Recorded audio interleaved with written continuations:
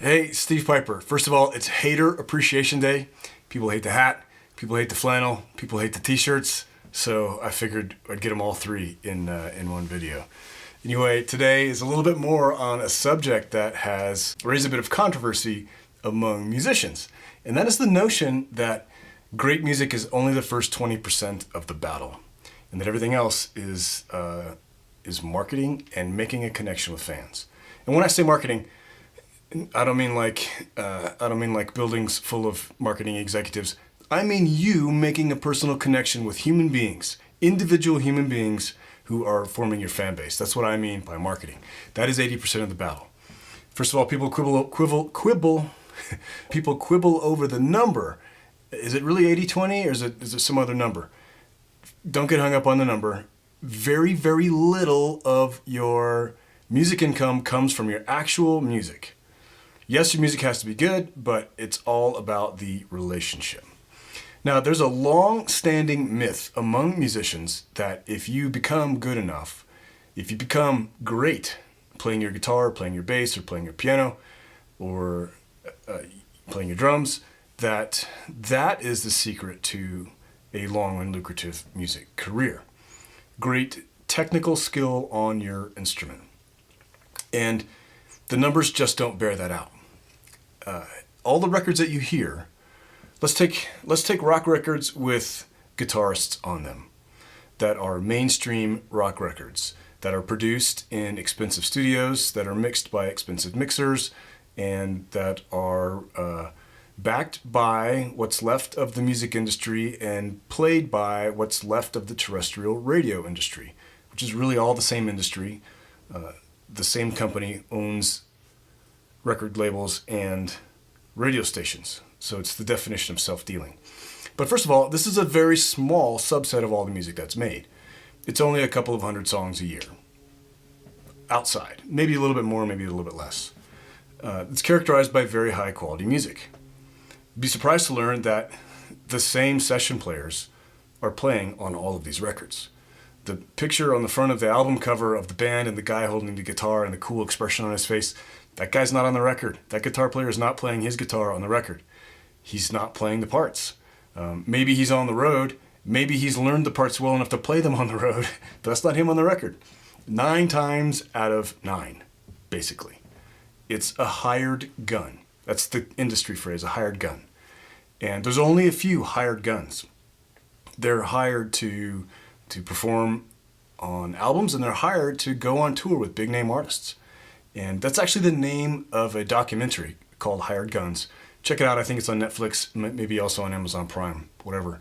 Watch it. That's very, very eye-opening.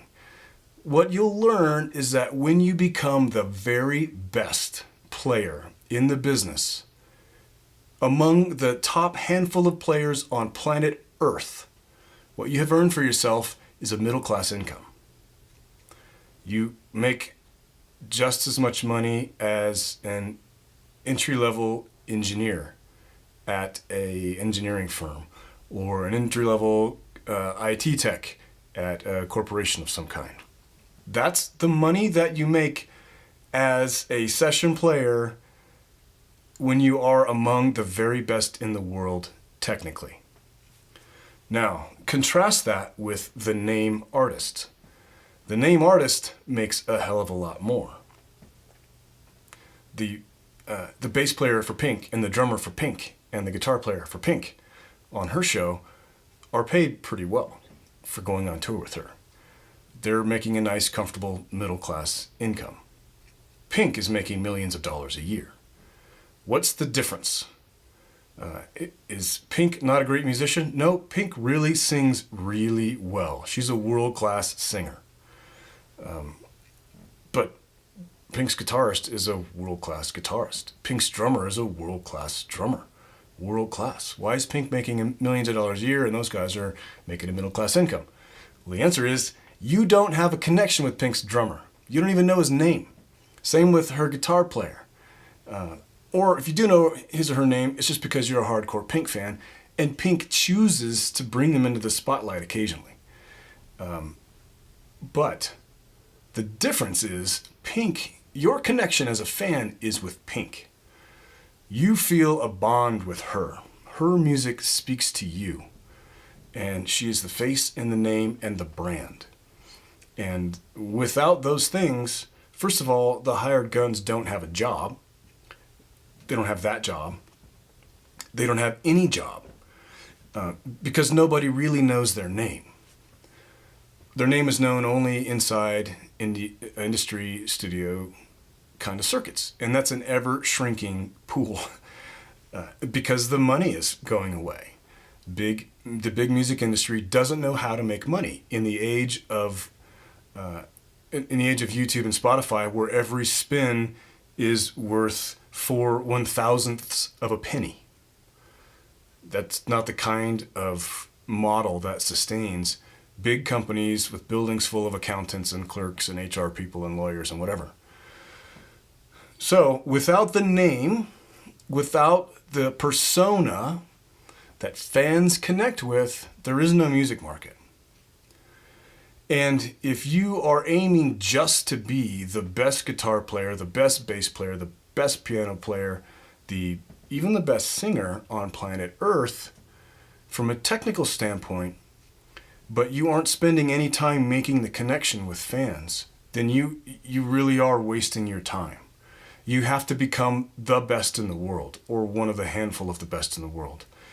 And you have to replace somebody who's in that circle already for the well-paying work. And there's just not that much well-paying session work right now. And why is that? Why has the studio business, running a studio, why has that is that no longer viable? Well, it's simple. First of all, the big company-controlled music industry is going away. Those companies are on their way out of business. They're middlemen in a market that no longer needs middlemen, number one. Number two, because terrestrial radio has consolidated, there's only a few playlists that are played nationwide. It's a much smaller pool of music that people have an appetite for. By people, I mean the executives at these companies. So there's only a few hundred songs being made a year that have any hope of being played in that venue. And only when you're played in that venue does an individual song have the payback time to justify the expense of that level of production talent. And not many people can afford it. Not many people are willing to take the risk. So it's the last vestiges of the old industry. And your time, if you love music and if you want to get paid to make music, your time is spent getting good at creating songs. And that's a different thing than getting good at playing a particular instrument. We've all seen the 55-year-old guitar guy with long stringy hair and a beer gut standing up on stage playing a 12-minute solo. And the only person in the whole audience who's amused by his 12-minute solo is him. And I'm not just picking on guitar guys, although guitar guys tend to be the worst, and I can say that because I've played guitar forever. Guitar guys tend to be worse than other musicians where that's concerned. But if you focus on songcraft instead of just the musicianship on one particular instrument, and you focus on making a connection with your fans, that's the key. The key is not technical virtuosity. It bores people, frankly. It even bores musicians. I'm bored after 2 minutes of hearing fast notes played by a technical virtuoso.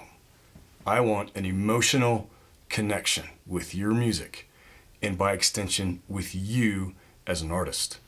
And if you want to build a career in today's world, that's where you should lean. Great songs that make an emotional connection and building a real relationship with a fan base.